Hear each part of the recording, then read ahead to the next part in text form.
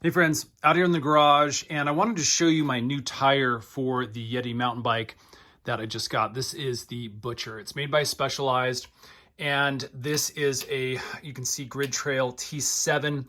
So it's the brand new Butcher, and the size that I picked up is the 29 by 2.3. They also make this in a 2.6. Now, I wanted to really highlight this tire because, man, I've really loved having this specific tire here in our Colorado conditions that we ride on the Front Range. Now over here on the front of my bike, you can see I have another Butcher, and this one is going on 2 seasons old now. I've ridden it a ton, but look at the treads, man. This is just holding up really well. Really powerful, really stable. This is a 2.6 width, so it's a little bit wider up here, but I've absolutely loved having this tire. I've really been surprised at how well it's held up. Now again, this back tire is going to degrade a little bit more because of the braking, the sliding around.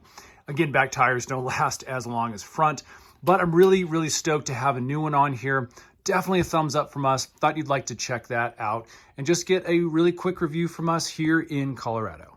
Stay tuned, we got a bunch more of these DIY review videos for mountain biking. We love the sport, love bringing you products that we love. We'll see you again on the next one.